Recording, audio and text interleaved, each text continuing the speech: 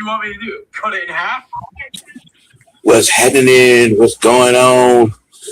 You know what it is. It's hump day. Hump day. Hump day. That means it is tea time. Wicked Wednesday Sports Tea, ladies and gentlemen. And we got a lot of things to jump on, get on, talk about. There's been a lot going on. A lot of things have happened. And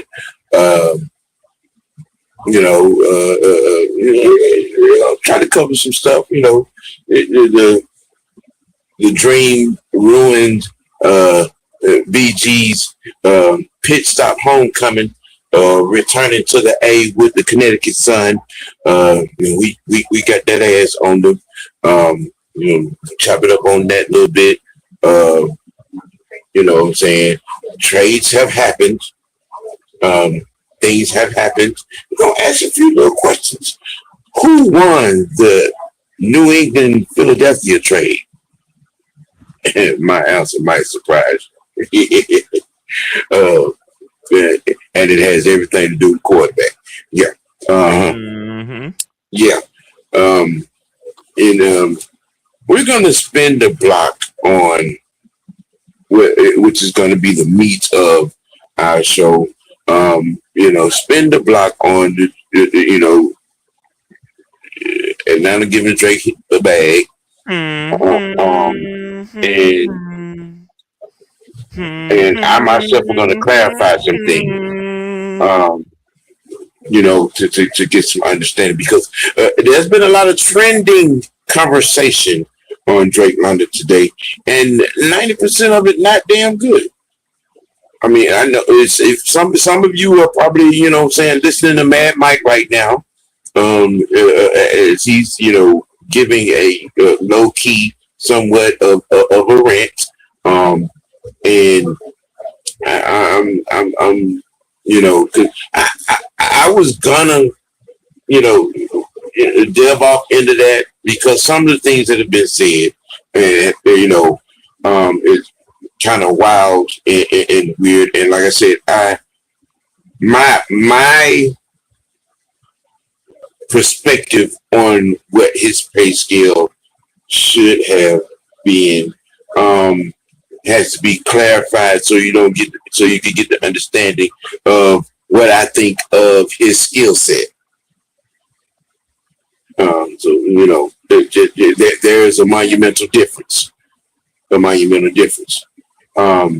I've never once said that he's not a number one receiver here at all. No. My perspective had everything to do with our financial situation for the most part, and how things would work out with that. And as I said on yesterday, before we get too far gone into it, the front office handled the most difficult contract situation that we had, which was Drake's contract. It's a foregone conclusion that Bijan is going to get he's going to be a lifer contract. It's the easiest contract to deal with, which is Kyle Pitts. We already know what the market is on that, because we saw what Kelsey got. So we're going to get off into some of that little bit and whatnot. Freshman, say what's happening to the people. What's good, man? Yeah, Good. and before we get too far gone, y'all tap out and touch up and give the franchise a little love and say happy birthday to his grandmother. Happy birthday to you. Yes, we want to shout that out. Happy birthday to you. Yeah. Happy birthday. Oh man. Let's see. Real quick. NBA Finals start tonight. I will be doing a live watch on that. just little quick tat-a-tats on that. It's going to be interesting. The series starts in San Antonio. They did have a better record. The matchup's going to be interesting. I myself feel like now, true to form, both of these teams, and I'm speaking to the people that are on these teams, are their first times in the finals. But from a high level, championship level type of atmosphere, I think Wemby is the only one that has really experienced that. He's been in the Olympics a couple of times. But I think with the route that he took in this past off season, prepared him more for this season than anybody else in this series. And I think that his supporting cast is well endowed and ready to ride with him.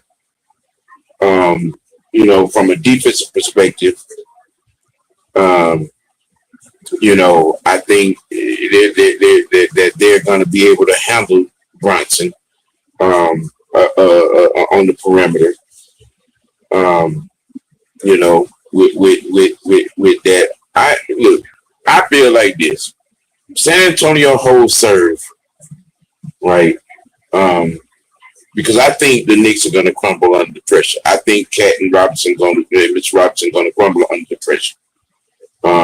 That's what I think, and I think that San Antonio holds serve, and they're going to New York up to nothing. I think it's going to be a hill that the Knicks cannot climb. That's what I think. Now, could I be wrong? Absolutely. You know what I'm saying? That's just my perspective. That's my thought. I've been riding with the Alien and the Spurs, you know what I'm saying, all year. I predicted them to be in the finals.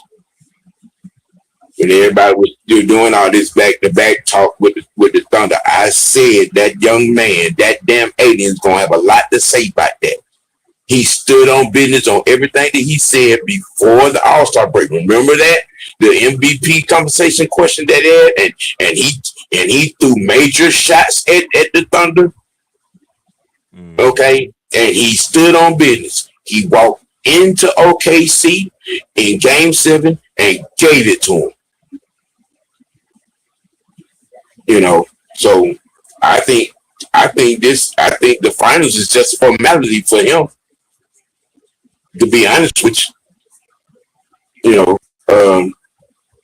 Mike need the link. Yeah, I'm trying to work that out right now. I'm trying to work that out right now.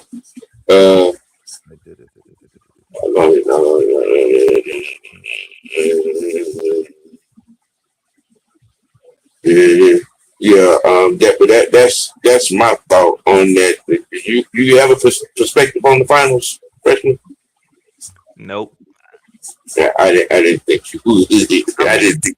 I can't say this. When it comes to like basketball, I do kind of pay attention during the finals. I just like seeing good games. I don't like seeing blowouts. You know what I'm saying? I do like seeing defensive. I like seeing a lot more tough defense than I do a lot of scoring. So if anything, basketball is the wrong thing for me to want to watch because a lot of people don't play defense. And I think that's another reason why I don't watch basketball. To sit there and watch everybody be lazy and not play no defense. You can't touch nobody. I'm like, bro, y'all too big and grown to be out here crying about getting hit. Yeah, and then on a bigger note, the Dream had Connecticut Sun in the building on last night, and they kind of ruined Brittany Griner's return to the A.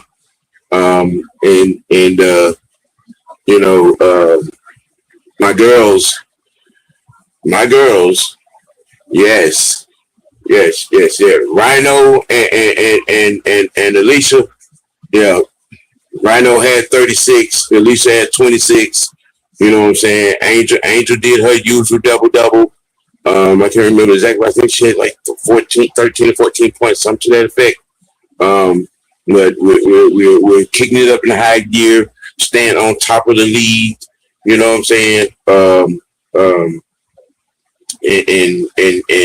with the best record and playing monumental defense. You know, with that. Let me see.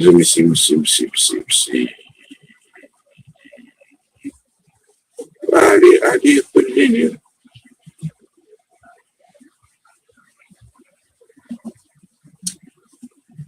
Kyle Pitts, who's feeling at home and feeling very comfortable because El Presidente is hanging around a lot. You know what I'm saying, on the practice field, and you know, conversating and you know, holding ground, holding serve on, you know, giving help where, you know, it is needed or where it is asked.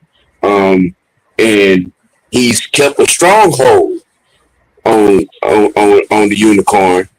You know, who said in this very picture right here that he feels that he has been wrapped a little bit tighter under his wing, if you will, because he, you know, man has been seeking him out, making sure he's all right, making sure his head is where it needs to be, you know what I'm saying, coming to this season and all of that. And that's one of the better moments that has gone on, you know what I'm saying, in this particular camp and whatnot.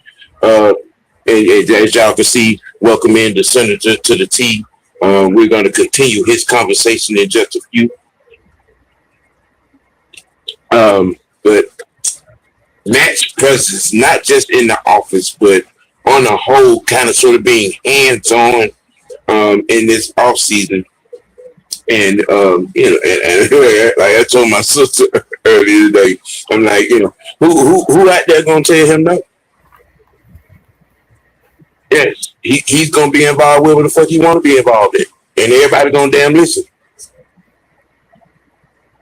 Whoever it is, whatever the subject is. Shit, he knows the game. He played the game at a high level. You know, and he was the Unicorns' rookie year quarterback. So, I mean, you know, and for him to be feeling the way he's, you know, Pitts to be feeling the way he's feeling, and is grown into somewhat of a leadership role as well on this team with that. I mean, shit, I don't know what anybody got anything negative to say about that.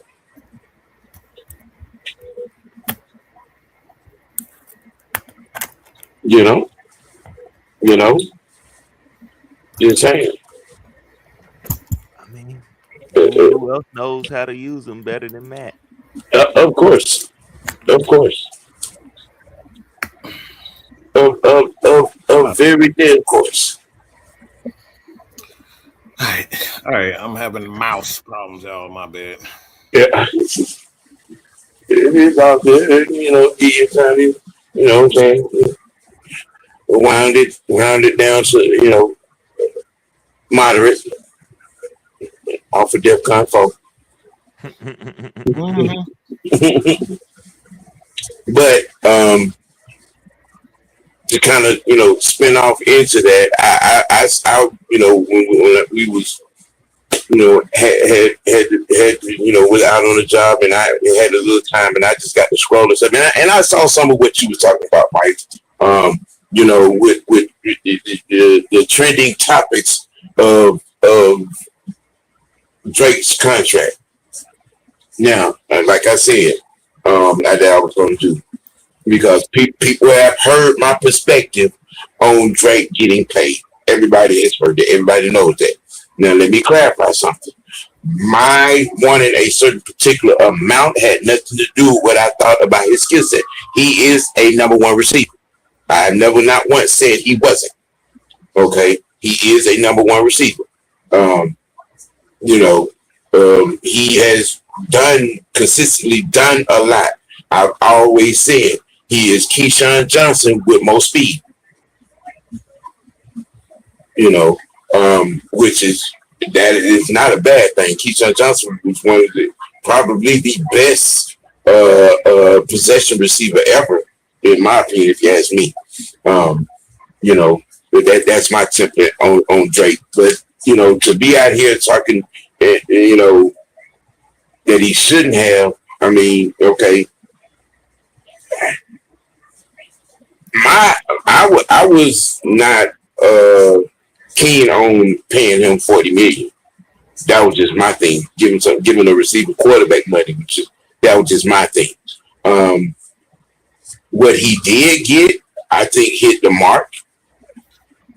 Hit the nail on the head. To be quite truthfully honest, and Fresh, we kind of had some parts of this conversation a few weeks back when you was trying to corner me in the receiver top 10 conversation. Yeah. At best, there may be five receivers currently that you would have a conversation about being better than Drake.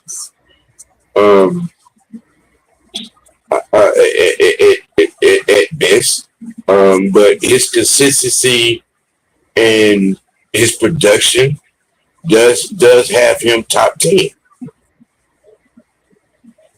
And you know, if you're out here complaining, quite frankly, if I don't have a problem with the contract, then none of y'all should be saying shit. Okay, to be quite honest about it, nobody should be having a damn complaint.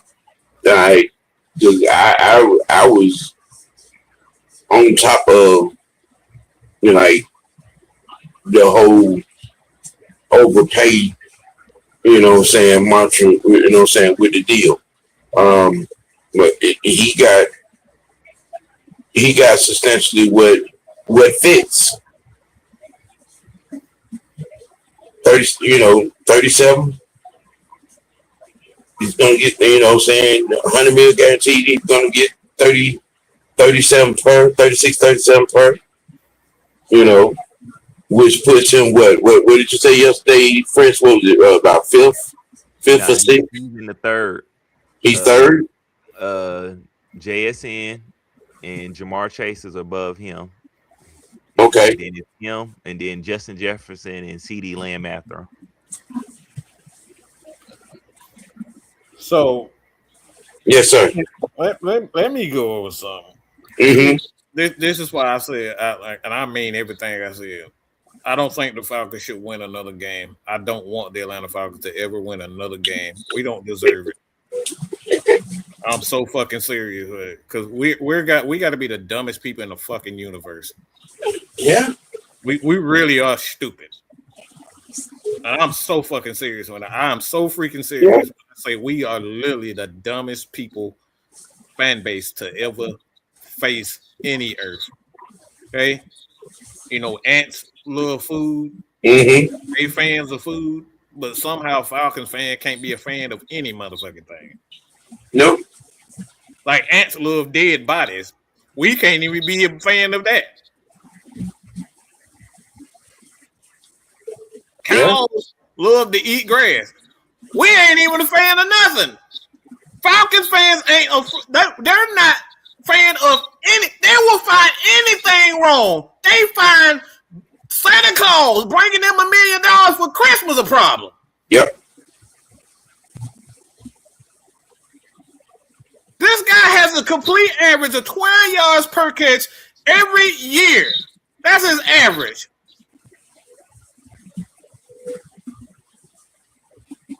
And we find something wrong with Drake.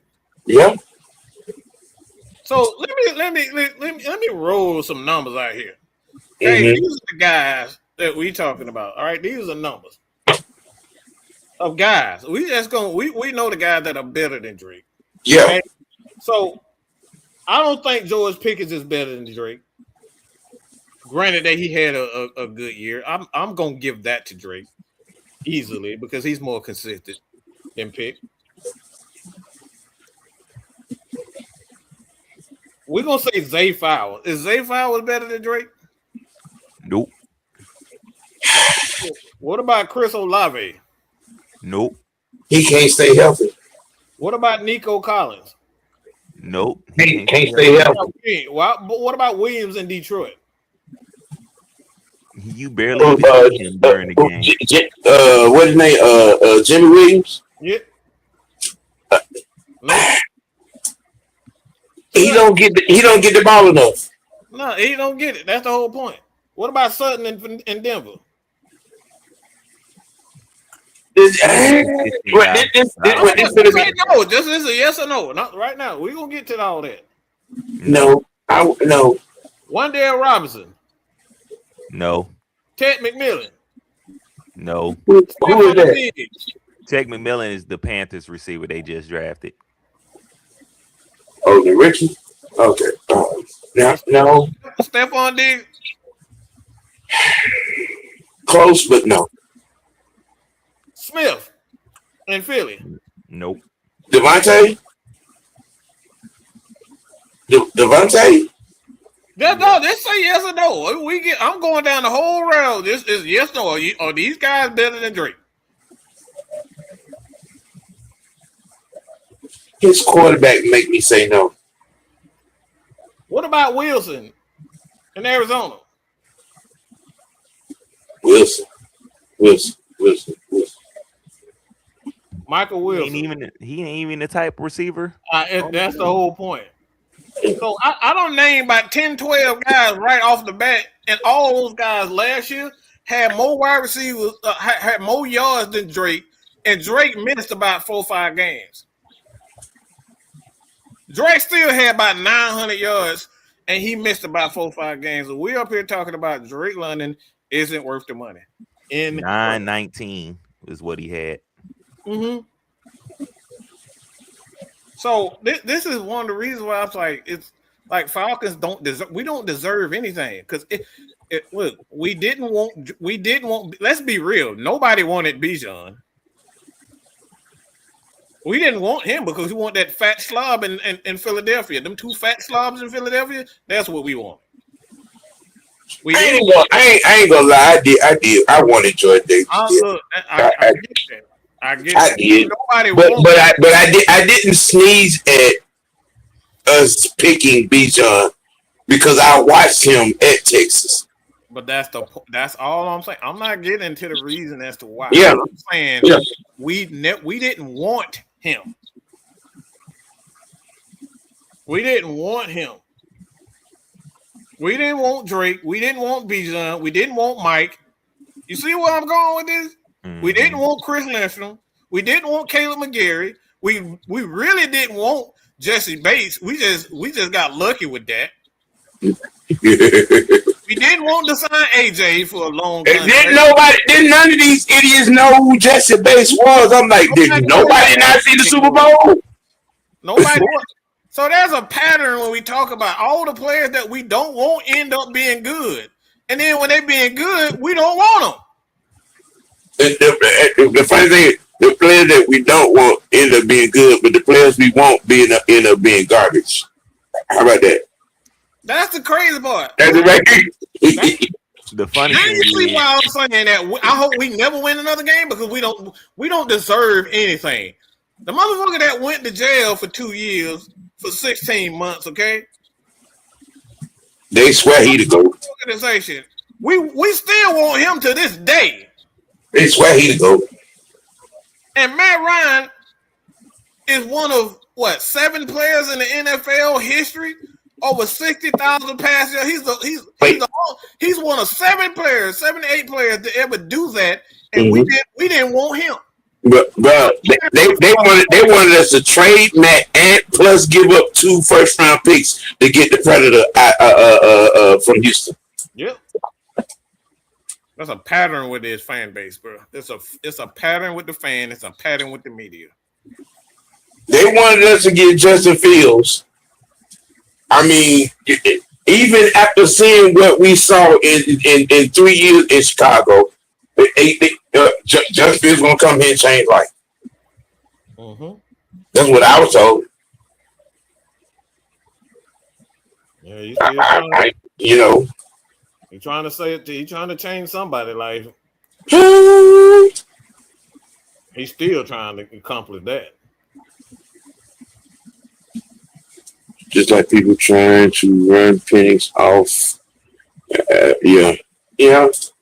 I mean, yeah.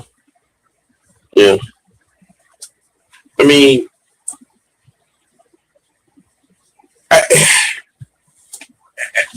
I don't.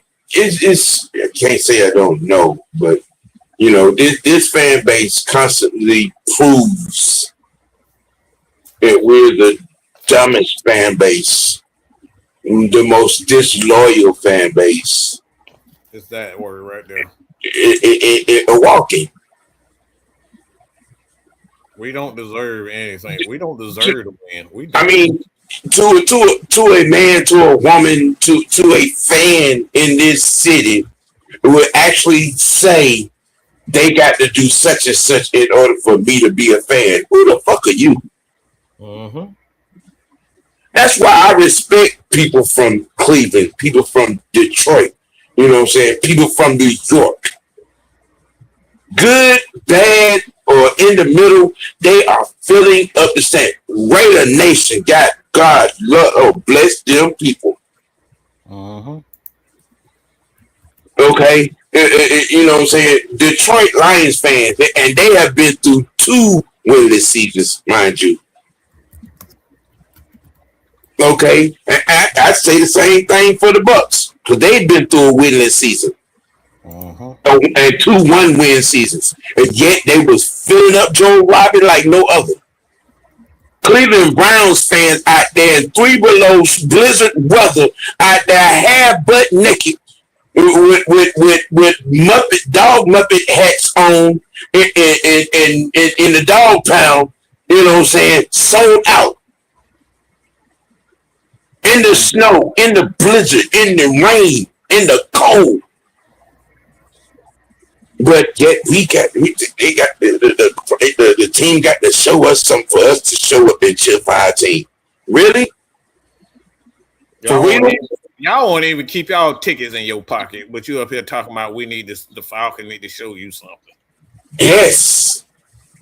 It is known widely around the NFL community of fans. And our Falcon fans will sell their tickets to opposing team fans. It is a known fact. But then these same people will complain about why there's more noise coming from opposing team fans than it is from the home fans. Damn. Wow, the irony. Mm-hmm. It's embarrassing, man. It's embarrassing to see this year in and year out. See this year in and year out where we're complaining about like guys that actually put up numbers. Like we're up here complaining. We're like people are really. This is hold on. What a comment? Let me show y'all the comment that I get. This is a real comment, y'all. Okay. And it's come from DJ Freak League, and we know he's stupid. But can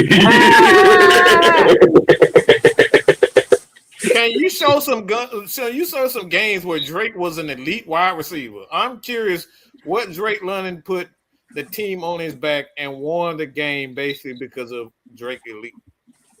Pick any game he played the last 3 years. I can go to one specifically. Go ahead. I know which one you're talking about for this last year. I mean, this past season, the Patriots game, he had 3 touchdowns. Yes.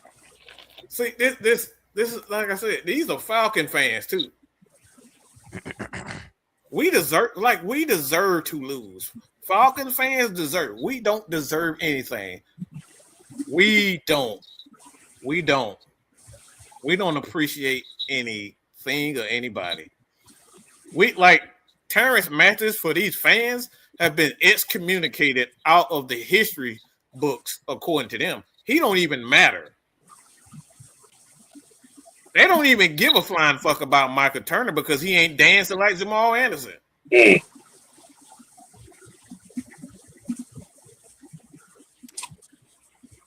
When have y'all flocked to his podcast and actually supported him? But you'd rather see some motherfuckers say some dumb shit on their podcast and giggle and laugh when somebody actually giving you real good game and some real good knowledge. You want to see some dumb shit. Man, Michael Vick, the best thing that ever happened to the Falcons, man. But like when you got a Ove McHaley and Michael Turner giving you real football game, oh, do y'all tune in to their game to their podcast? Nope. Tune into niggas saying, "Oh, back in 2020, 18, we should have got Lamar." Yeah, turn that. Oh my god! Oh my goodness! I turned that off immediately. Oh my god! Look, I couldn't even make it the first minute of it. I heard that bullshit. Oh my god! Like, but what are we talking about, man?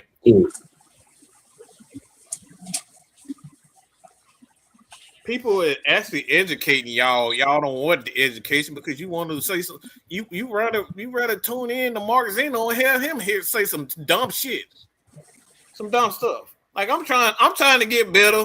Okay, I'm trying to be more professional. So I'm trying to cut out my cussing on my live shows. I'm trying, y'all. I really am trying. Okay, I know we got kids.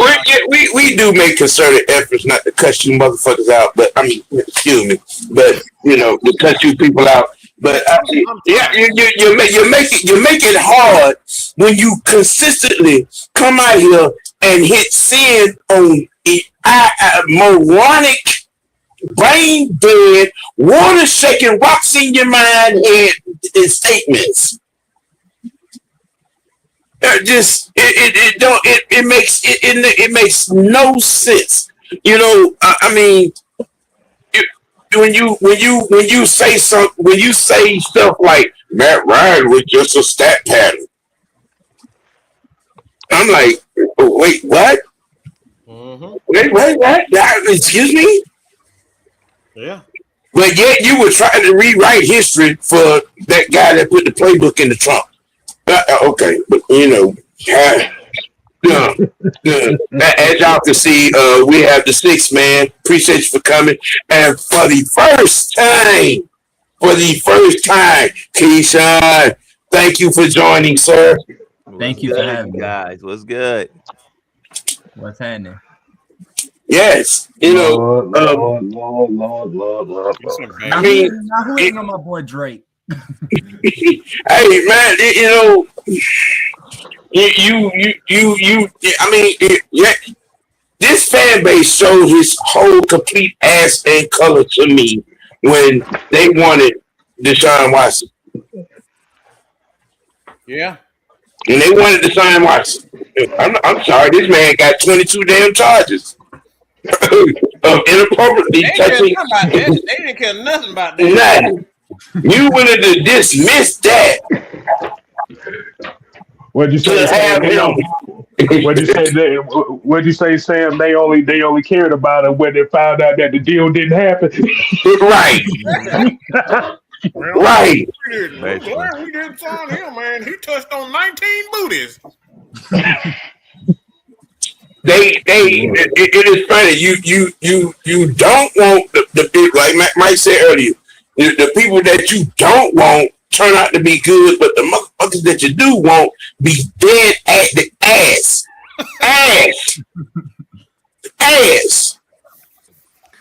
Well, we should have drafted the imposter in 2018, and what the fuck has he done? We should have traded for Justin not on the fucking fields, and what has he done? Whoa. Did that Negro just say not on the fields? Yes. Wow. Yes. Any quarterback, the man ran to 9 sacks in 2 damn games. While DJ Moore was down there doing jumping jacks in the end zone. Throw me the ball. Yeah, he made 3 wide up receivers in the end zone.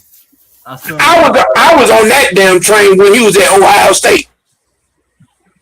I still remember that throw he had when the ball hit the back of the head. Oh my God! Oh my God! Oh my God! And I remember the three awful games, the Wisconsin game, the Indiana game, where he threw them three god awful interceptions and everybody was bragging on the cover. He won't put them in the damn hole. What about the Tampa Bay game where he missed the three wide receivers down? Oh my God! Oh Lord, have mercy. But let Atlanta Falcon fans tell it. Justin Fields would have came here and changed life. Really? For real? Did you not see him in Chicago and New York and Pittsburgh? But Kev, let me see if I can do it. Kev, what? Run, nigga, run! Run, nigga, run!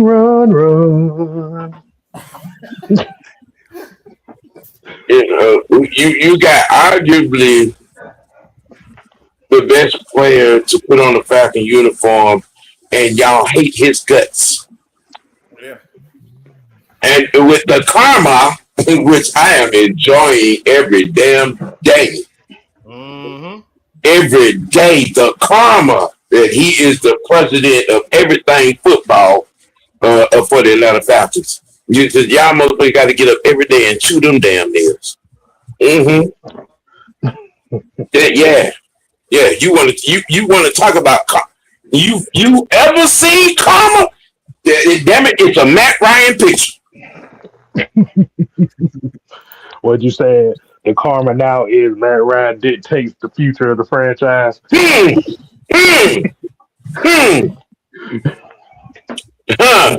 The guy that he threw in the trash and wanted nothing and didn't want to give him praise. Y'all brought in a guy that can run in Marcus Mariota, found out that he couldn't throw, brought another guy who could throw, but you found out he couldn't run, and you ran Kirk Cousins out of here, and you figured out that he was trash even though he could throw. And then you brought a guy in Michael Penix in who can throw, but he can't run, and now y'all don't want him because he don't run like Mike Vick. That is if that ain't the confusion. Oh my God, kid, go ahead. Just put these on for the back. That almost sounds like some that almost sounds like a big case of GNS. Yeah.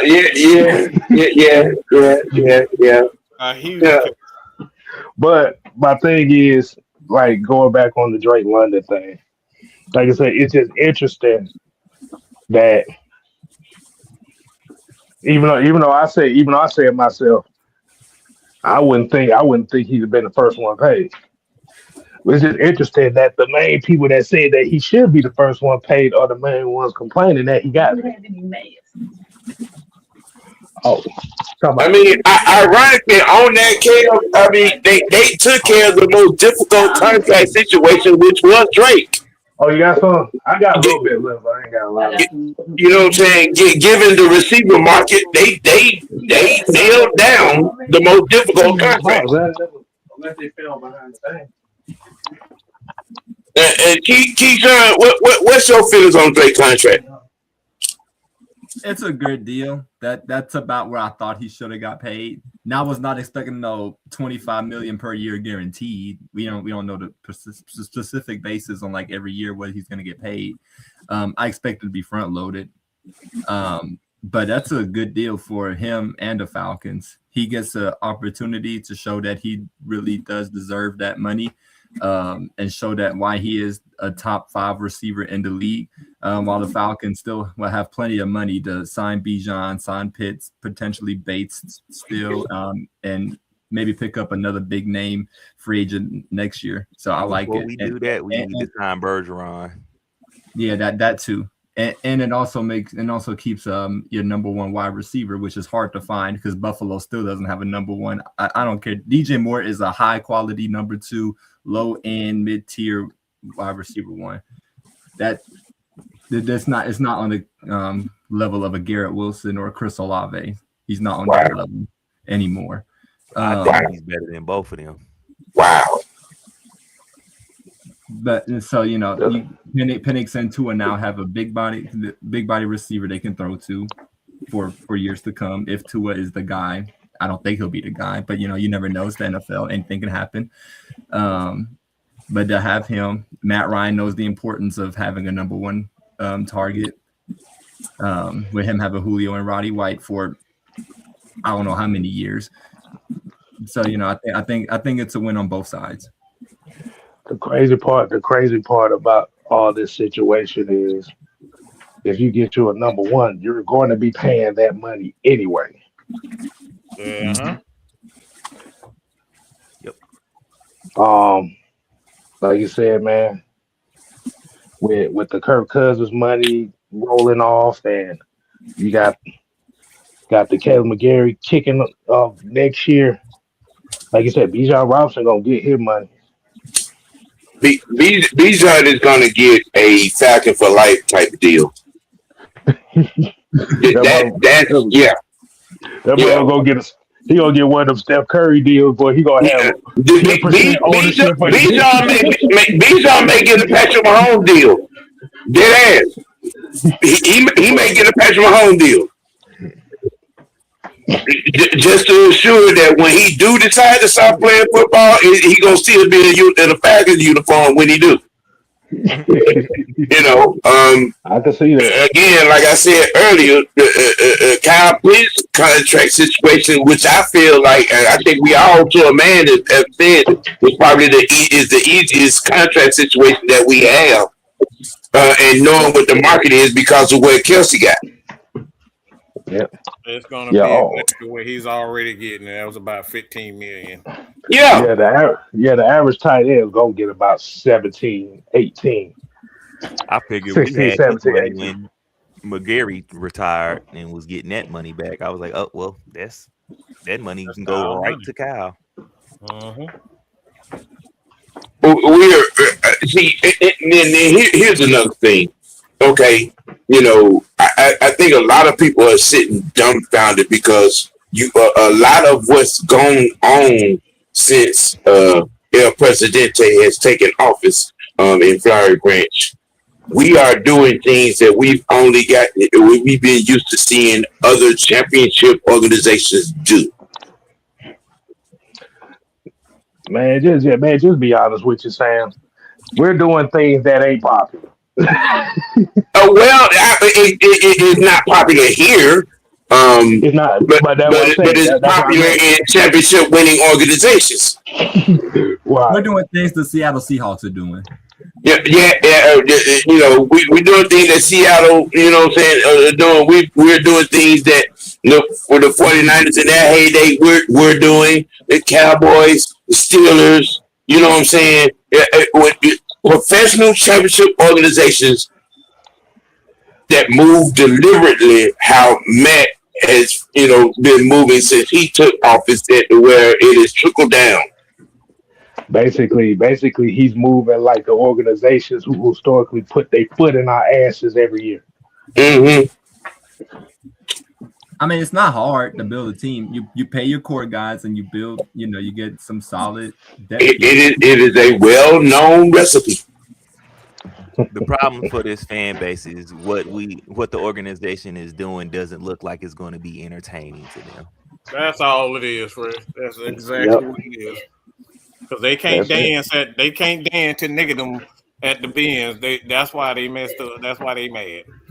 They want George Pickens and CeeDee Lamb. Mm-hmm. And the thing is, if you get George Pickens or CeeDee Lamb here, you're gonna have to pay this more money for what you paid for Drake. And they're not better than Drake. Well, first of all, CeeDee Lamb got that check that he got a couple of years ago. George Pickens, Dumb and Dumber the threequel. Because when you're mad about having to sign that damn $28 million tag, sit your ass down somewhere and take this damn check, go play football. I mean, I don't think CD deserved his money At all. He did a lot. I don't even when they gave Dakota them 240 what was it 26? What was it 245, 247, 250, something like that? And then turned around and gave CD Lamb his 108. All right, I knew then that your boy on the defensive side, that shit was written in neon lights. And you are not getting no money. Yep. You're talking about Michael Parsons. Yeah. I would have paid Michael Parsons and not CeeDee Lamb. That's just me though. Exactly. Yeah, exactly. That was the whole thing. CD does main of his work out of the slot, and he does not really go against the number one receivers like that. If you watch him, CD got brick hands. He got Keanu O'Neal hands. Oh God!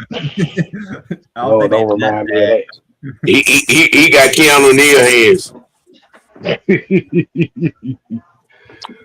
What happened to my hands? There's only 4 receivers I can say that are better than Drake, and that's JSN, Amon-Ra St. Brown, Justin Jefferson, and Jamar Chase. Everybody else is not better than him, in my opinion. You think St. Brown is better than Drake? no. Well, I think St. Brown can do everything Drake can do. He's just more of a home run player. To me, They pretty much do the same thing. Drake is. They pretty much is.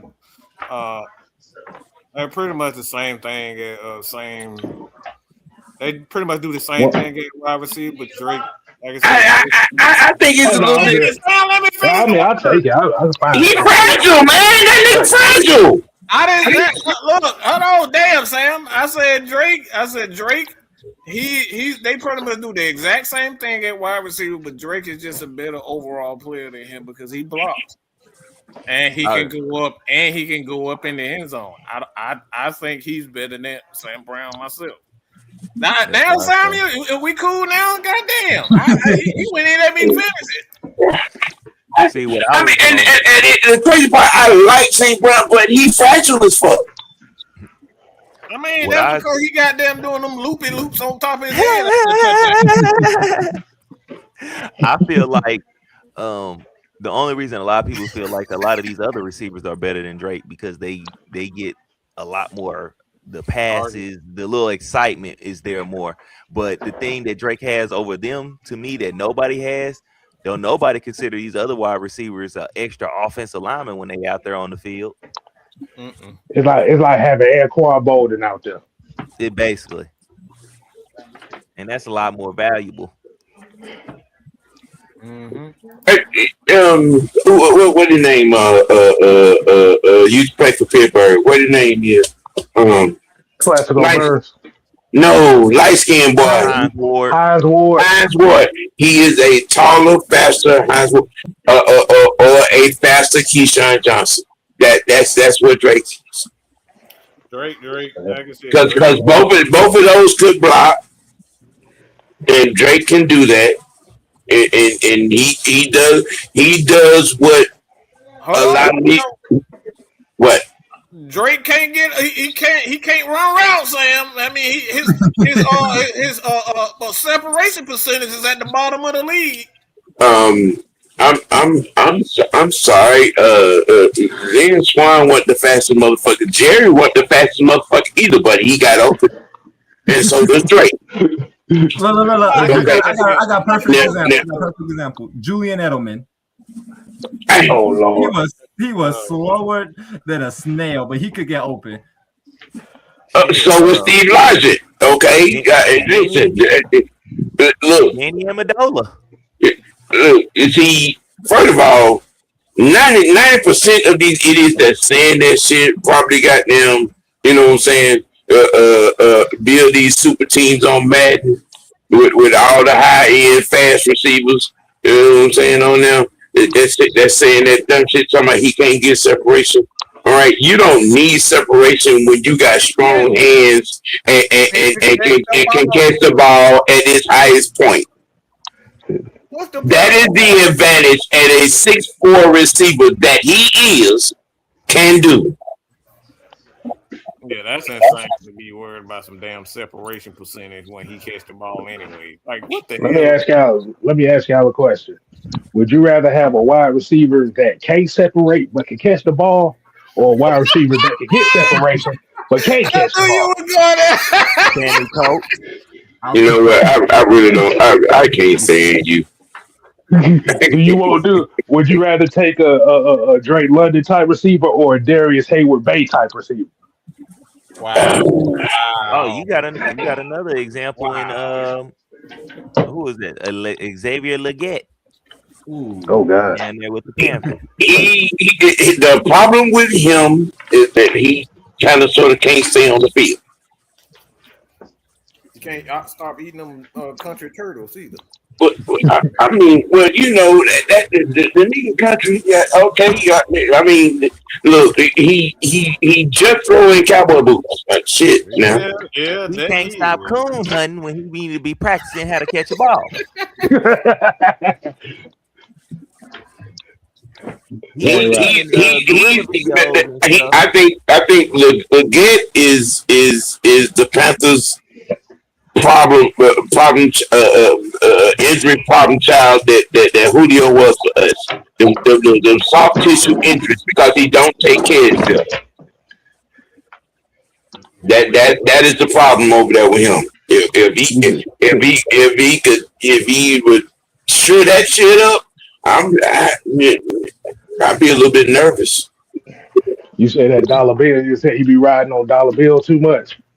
Hey, I mean, you know, he's a good old country boy. You know, he ride them horses. You know, he does not. He don't. There's some in the mix where the soft tissue injuries are keeping him off. You know, mild sprains, mild pulls, bruised ligaments and shit like that. Yeah. And that means that there's something in the mix that ain't happening right, whether it's how he eats or how he train or doesn't train. I mean, but damn, the motherfucker is 6'5". He might be eating too many squirrels. You know that tough squirrel meat don't do too much for you.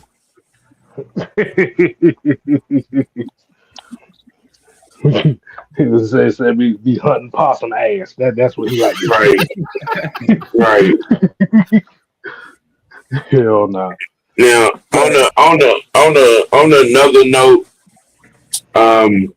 how this Falcon fan base is relatively stupid. We kind of got thrown into the mix of the impacts of the Garrett and Jared first deal. You know, all of a sudden our season is over because Myles Garrett is the Los Angeles Rams. I'm trying to equate how the fuck we end up being thrown in the mix. I mean, as good as now, if you listen to the national media, the Cleveland Browns won that trade because of how good, how great, and how physically dominant Jared Verse is. Essentially, the reason why I think why they won that trade, why they said they won that trade is because, like I said, you get a lot of money off the books, and like I said, you can continue to build on that foundation. And you replace an all-world player with a potential all-world player. Yeah, but is that all-world replacement player gonna want to stay there though? That's the key thing. Like you said, you're going to have to build that foundation. They're gonna have to build something worth him staying in. Yeah. I mean, I would say the Rams win it too, though, because they get a player that can instantly help them win a Super Bowl or compete for a Super Bowl. Yeah. In the short term, is gonna look like the Rams. Yeah, in the short term, with what they got and the guy that they got, I mean, you got a two-time back consecutively right now, currently 2-time defensive player of the year. Yep. And record-setting, sacks and a season sack leader in Myles Garrett. With what they have and with what they do with that defense, I mean, it kind of throws them into the conversation, to challenge Seattle.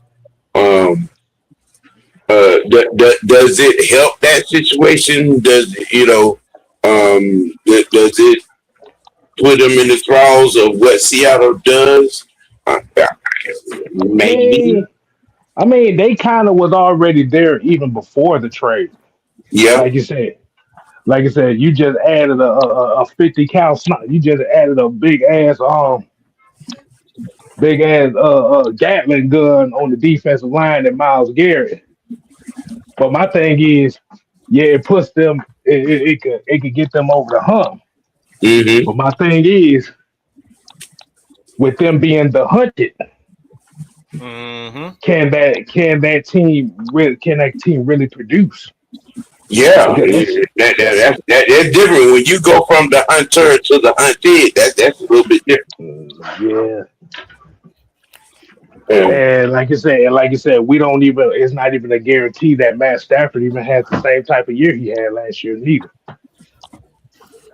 Right. So what it sounds like to me is they're going to try to win. They're going to try to win this season just on their defense. Mm-hmm. It was a premature trade, if you ask me, because you're assuming that every other team is going to remain the same. So I'm not sure if I would have done it.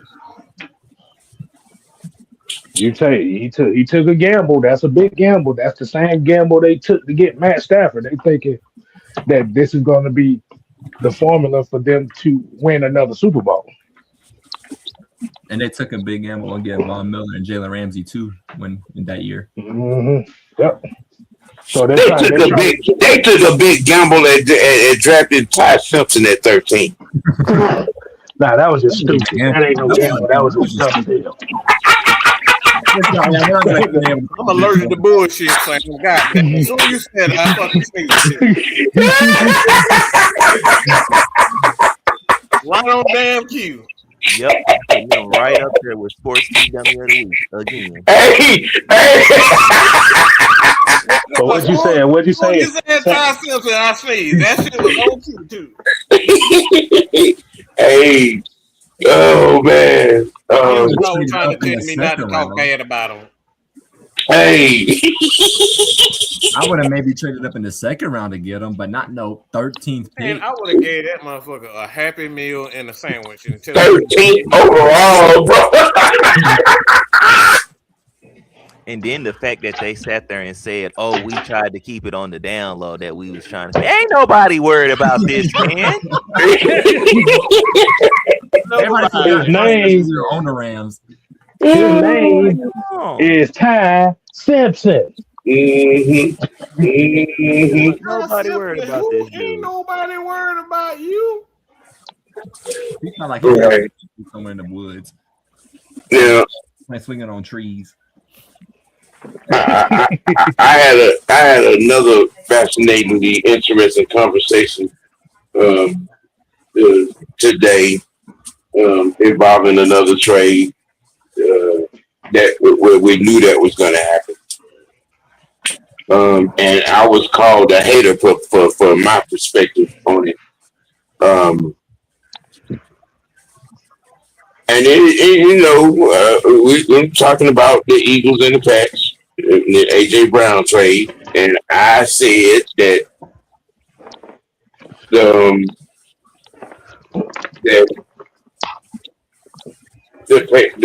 Pats won the trade simply because their quarterback can get the ball to their receivers. I mean, they'll win the trade if AJ Brown stopped reading damn books on the sideline too. I mean, well, he was reading books on the Eagles sideline because he knew that damn that person at quarterback can't get more than 3,800 yards in the season on passing. Yeah, shit. How do you do that when you have an AJ Brown and Devontae Smith? How do you do that?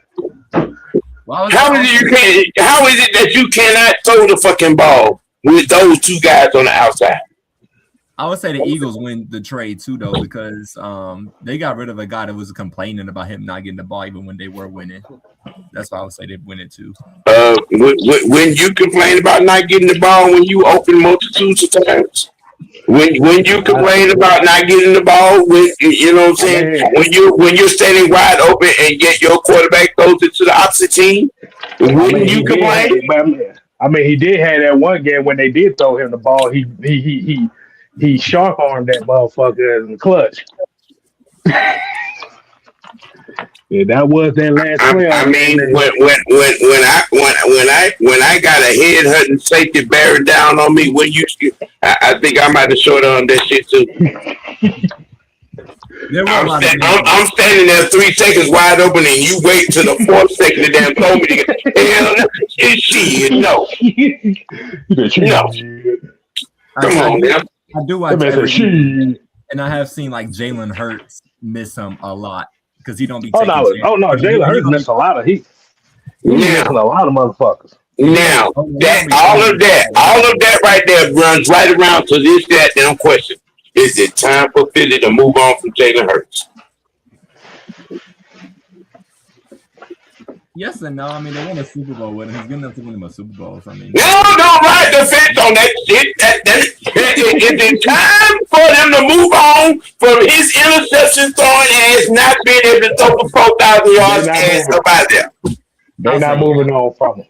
They're not moving on from him. They're not gonna do it, but I think it is time. I think they got. They have, like I said, they haven't made any quarterback moves that suggested it.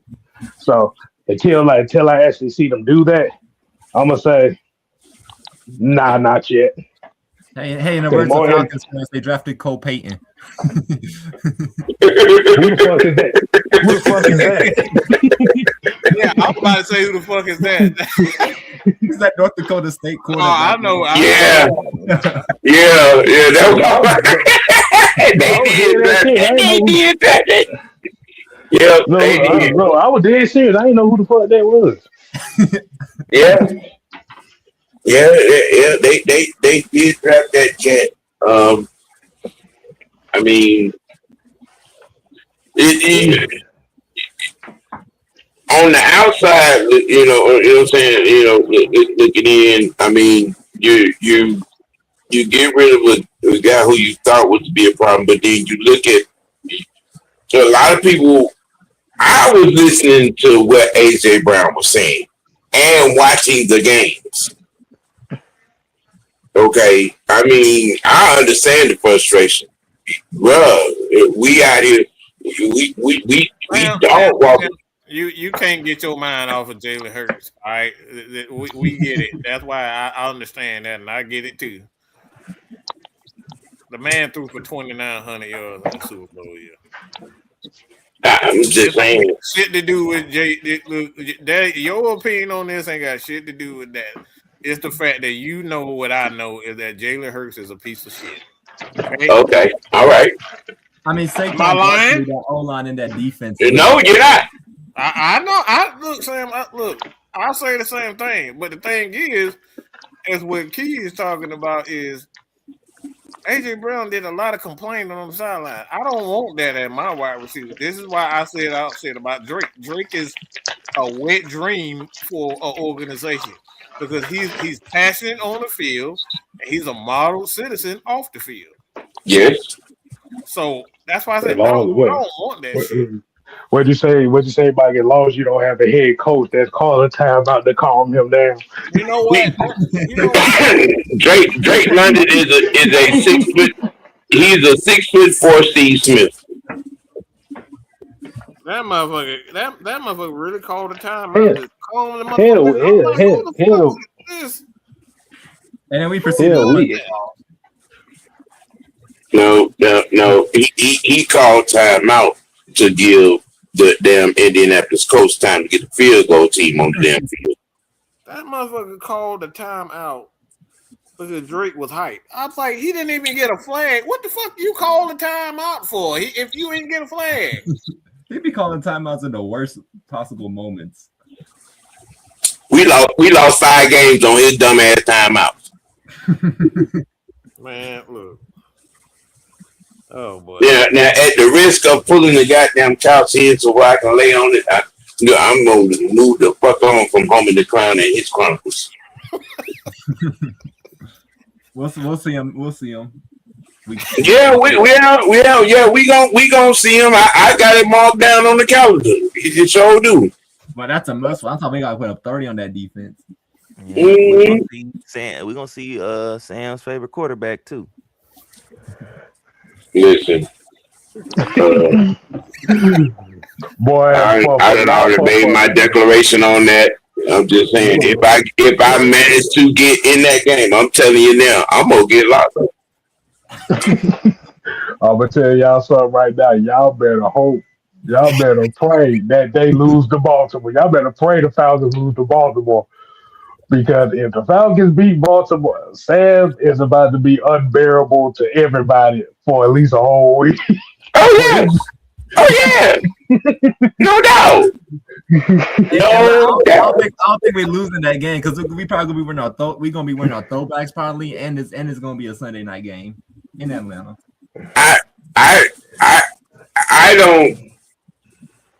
I think this game is going to be unbearable to the Lamar Jackson throw babies because we're going to be able to put hands on him. We're going to be able to put hands on him.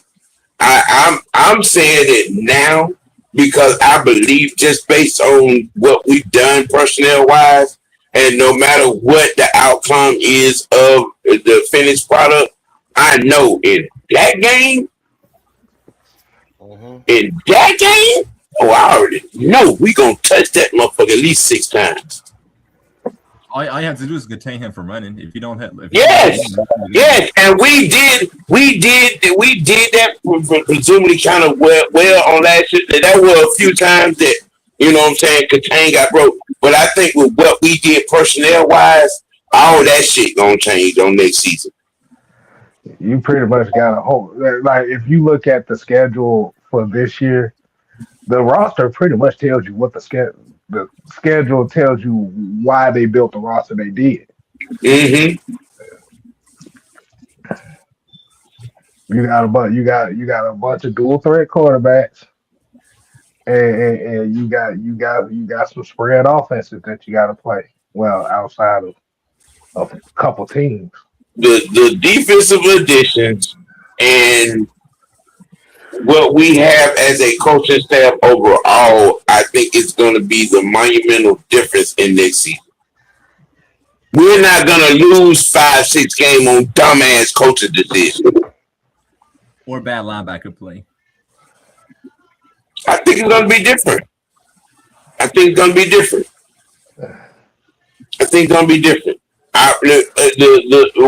The finished product on our front seven is going to be the difference in this season, and if the run defense is at least 30% better, shit.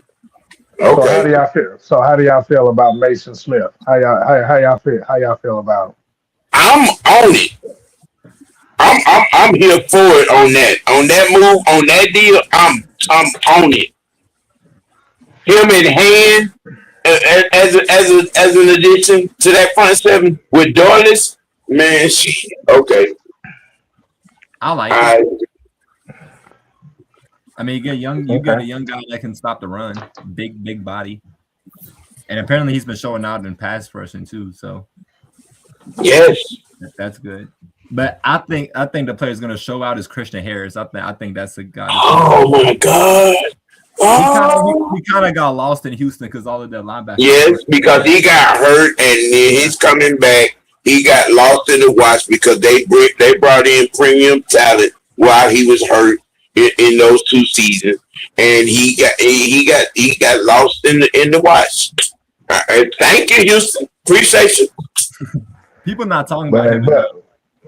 Here goes the other complaint. You see a lot of the SEC players they done brought into the Falcons this year.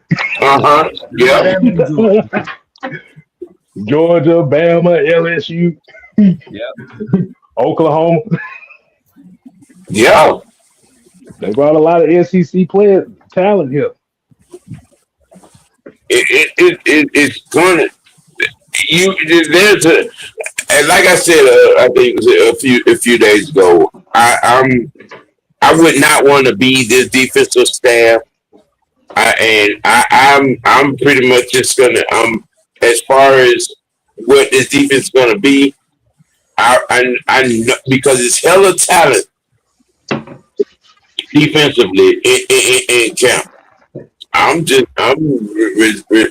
gonna reserve my defensive perspective until the finished product is done in the preseason. Because some of everybody is gonna be mad about this cut or that cut or this cut or that cut because it is so much talent in camp, so much. And I think the finished product is just gonna be it's gonna be good regardless.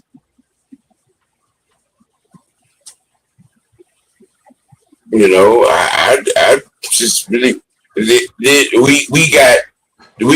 in a situation where no matter what, I think brick theory construction is going to result in a major build, and we're only going to have him for this season. Yeah, he's going after this year. We can kind of kiss him goodbye. You know what I'm saying? I think if it just be by choice, you know, if he's offered something that he can't refuse, then I think he's going to be out of here.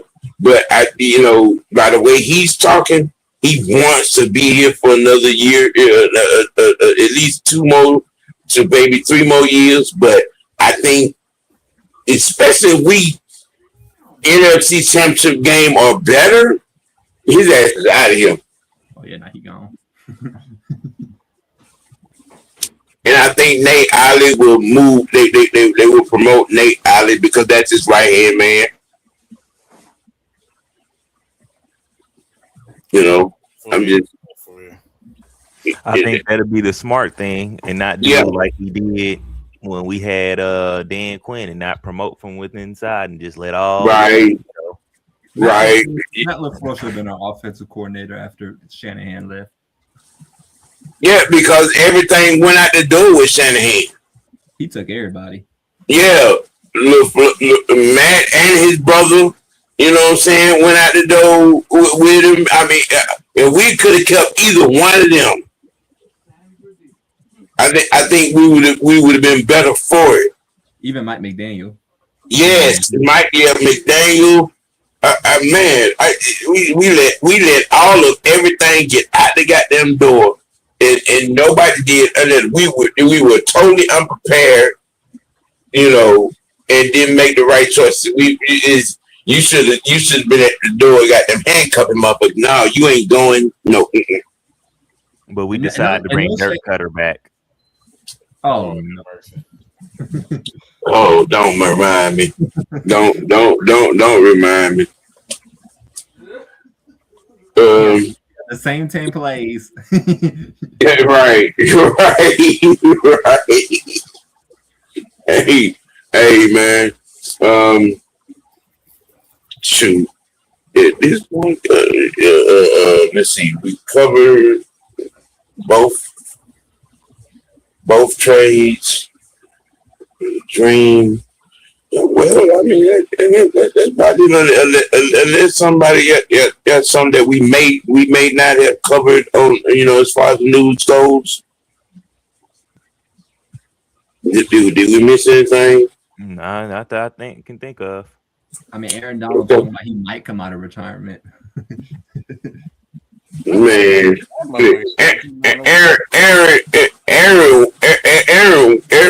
Aaron's girlfriend will beat his ass. You've been at home all this time. Okay, try it if you want to. You ain't gonna end up like Tom Brady, the empty house.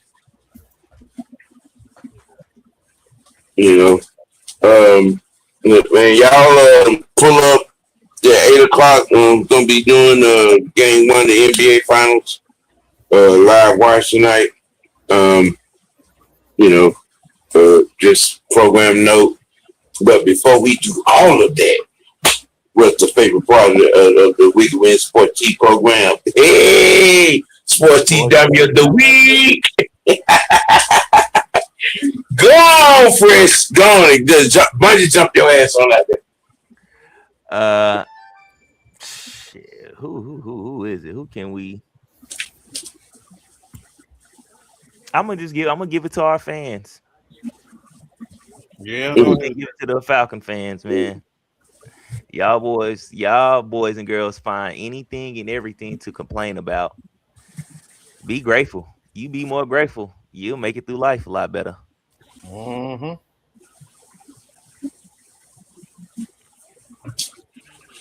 My Sports Tea Dummy of the week. Well, it's kind of sort of a two-piece.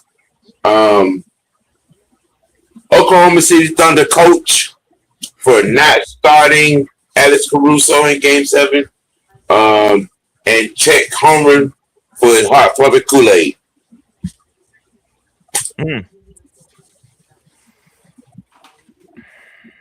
Mine is all these fans saying that Puka Nacua and CeeDee Lamb is better than Drake London. And CeeDee Lamb, I can see that.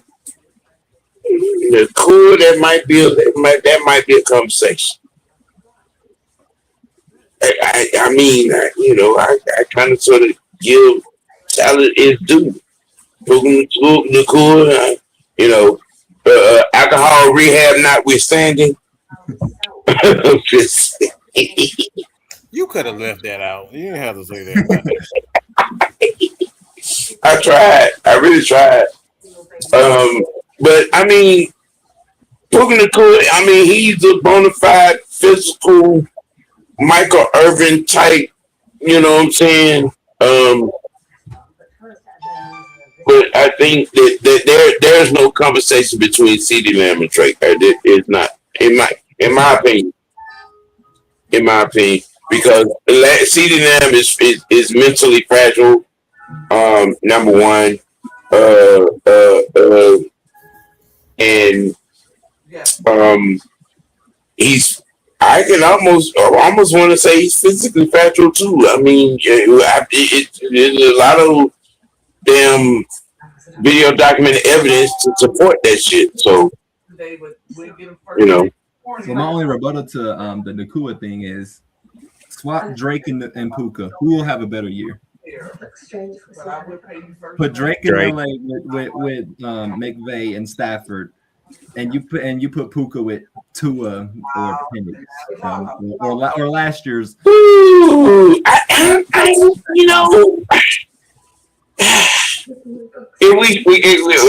we're talking if we swap them. Okay. Well, actually, I'm gonna have to say you don't even have to swap them. Just swap offensive coordinators. That too. Ooh. Let's do that. Let's swap offensive coordinators and see who do better. Would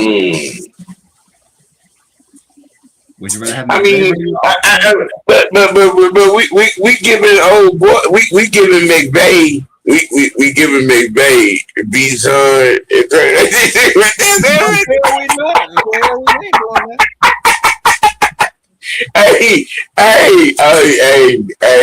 Hey, man. I don't know the hell you talking about. We not doing that. Hey, oh man. It's interesting. Wow. Damn. Wait. Shit. Ken got out of here. Senator, while me and Fresh got you in, we're trying to have you on the Raw Report for that top 10 all-time technical wrestler conversation. We're really holding on to that. you know what I'm saying, for you guys to be on the panel for that. You know what I'm saying? We would love to have you and, you know what I'm saying, 6 Man, you know, and truth on that, on that conversation, for that, you know, just, you know, we trying to put that on the docket, to make that happen. We've been standing on business and waiting and trying to put that together. You know what I'm saying? Just, you know, just saying. Mm-hmm. And like I said, I will be doing game 1 of the finals tonight, so y'all pull up the Miss White Network for that as well. Keyshawn, what you got going on, man? Let the people know what you're doing. I'll be posting content, videos, articles on X, Falcons, Hawks, Braves, anything around the NFL and NBA. I posted a video earlier today, an hour ago, about my prediction on the NBA Finals and the preview of that. I have a video coming out later on Drake and his extension. Yeah. Hey, man, I be doing the Braves game, too. You need to pull up for that. All right. Well, I ain't got no MLB pass things yet. I'll be watching on my laptop. Hey, we make it do how we do it, man. Yeah, get it how you live. On the free website. You know what I'm saying? We make it do what it do. Because I'm be trying to pull 2 Braves games in between tomorrow and Sunday, and the Dream game. So, you know, just letting you know, man. You know what I'm saying? You want to pull up? You know what I'm saying? I tap in to see what you're doing. You know, on those times. All right. You know, 6 Man. Yes, sir. Yes, sir.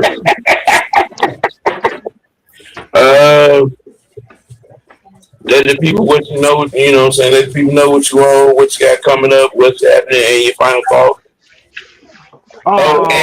And also you give your Sports Tea Dummy of the Week nomination.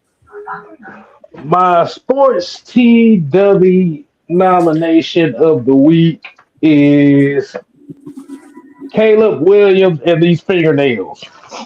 Being on the cover of Madden. Do I look purdy? Nah. For real though. Mark Zeno needs to sit his dumb ass down.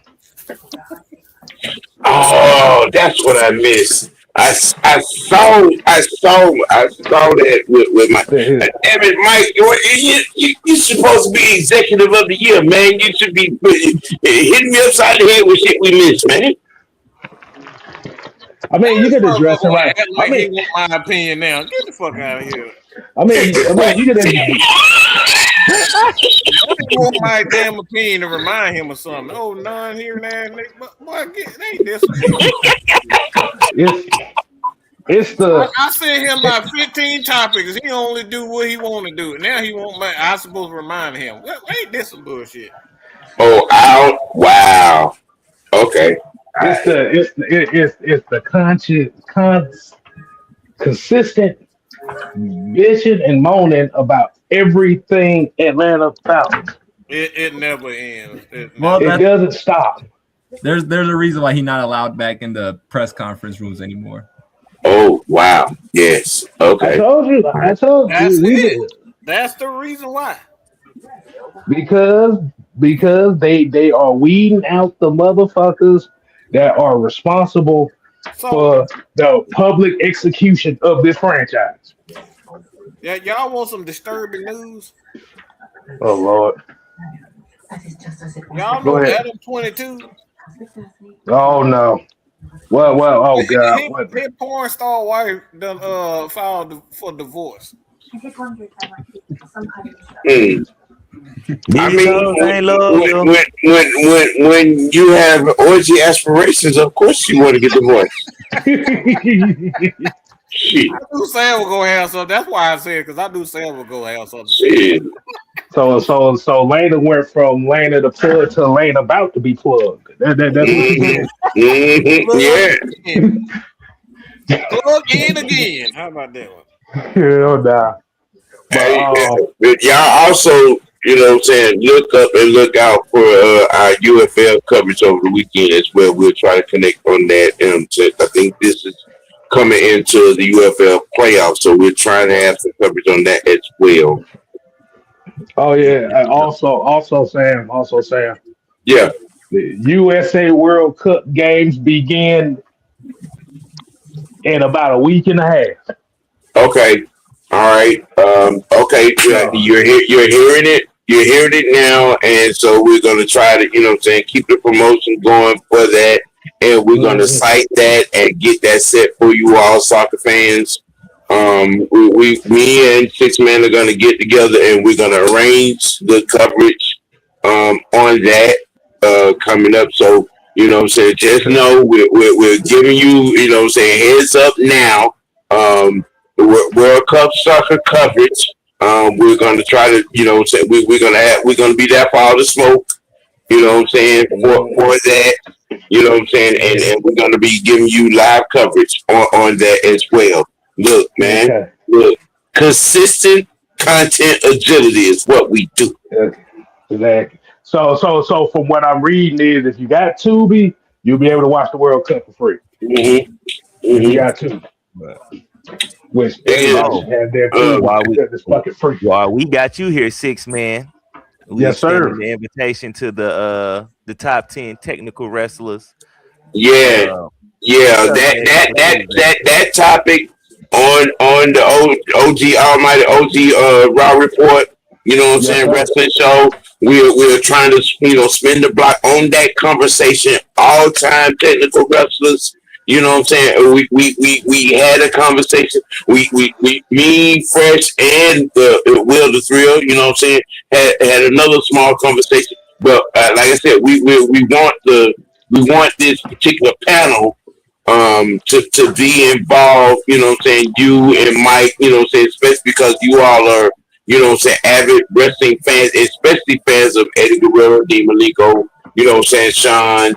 You know what I'm saying, Bret Hart, you know, Kurt Angle. We can't have technical wrestling without Chris Benoit. I don't get on there. Yeah, we're see that's why I have maintained for the last couple of weeks. When you're talking about the people that was on this particular list, an era, you know, all right, that's one thing. But we're talking all time. That's a different conversation. That's why, and I said then, we need Mike and Six Man, you know what I'm saying, true. We need a specified big time panel to have that conversation. And we're really pushing for that conversation. So, you know what I'm saying, we've been promoting it for the last couple of weeks. We've been promoting it, and we really trying to make that happen. Yeah, we need our bloodline faction to be. Yeah, I know OG ain't gonna like to hear that because he's hearing about that. Yeah, so you know what I'm saying, we really trying to, you know what I'm saying, do that. That is a, you know what I'm saying, somewhat of a super show style panel type of conversation, because I said then, I mean, we're thinking that shit, that's about a 2 hour, you know what I'm saying, joint, 2 hour plus, you know, because we're talking about some real strong history, you know what I mean, and we're trying to narrow it down to a specific top 10 all time. Yeah, we need all heads on deck, you know what I'm saying, for this one. Okay. Yeah. I will say one thing though, when you talk about technical wrestlers, before he got the neck injury, this is just a cliffhanger, so we're gonna say that for sure. I'll explain. We're gonna explain why Stone Cold Steve Austin was one of the best technical wrestlers before that neck injury. That's before he came to the WWE. I said too much. I'm out. Yeah. Yeah. Hey man, look, again, I will be doing game one of the NBA Finals tonight. You know what I'm saying? Mr. White Network. And I know y'all got heavy tonight. We ain't got nothing tonight. Okay, all right. We pretty much kind of did that yesterday with the Drake news thing. Okay, no problem. So, from the Unholy Alliance, man, it would just be me, you know what I'm saying, swinging the bat on the NBA Finals jump off tonight. So y'all pull up to Miss White Network for that. And hey, we're gonna go through the rest of the week. Let's see, some dream activity, some Atlanta Braves activity. Shout out to Madam Howell. She's at work at Truist Stadium right now. You know what I'm saying? So she will be back when the Braves hit the road. You know what I'm saying? Again, shout out to Mucho Grande. You know what I'm saying? He will be back soon. You know, things be going on family wise. Same with the biscuit. He's working today. You know what I mean? So, you know, hey, yeah, I'll think that, and I appreciate the head administrators at large, the senator and K South for joining me today. And hey, my first time having Keisha Blair on. Hey man, look, the doors are going to be always open for all things possible. Any segments, you know what I'm saying? You know, bring it in. You know what I'm saying? Hey, look, I will be greatly appreciated. Greatly appreciated. Yes, sir. No problem. You know what I'm saying? And with that being said, hey man, we gonna keep it we gonna keep it dirty, most of we gonna keep it real with ourselves, man. Let your next choice be your best choice for the sixth man, Keyshawn, the senator, the freshman. I am the people's OG, aka Mr. White. Hey man, y'all have a good one. Hey. Got something real quick. Yeah, yes, sir. Russell Wilson has officially retired from the NFL after 14 seasons. Okay, he turned the papers in. He turned the papers in. Yep. Okay. Yep. Okay, because he's already the deal with CBS has already been signed. Yep. Yeah. Yeah. Okay. Cool. Bet. Ooh, yeah, for the fam. Started with a prayer and a mic. Just a few dimes, looking at the chat now. It feels like we flying. Shout out to the day ones, our 8's up strong. A scrub entertainment, y'all been here all along. And the rent-free crew, yeah, you know how we do. This love in my soul, I give it all to you.